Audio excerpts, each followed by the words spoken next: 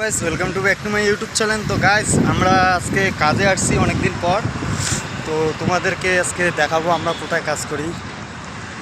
তোমরা তো সবাই জানো না আমি কি কাজ করি। গাইস আমি পাহাড়ের কাজ করি, মানে পাহাড়ের কাজ করি। তোমাদেরকে দেখাই, না দেখাইলে তোমরা বুঝতে পারবে না।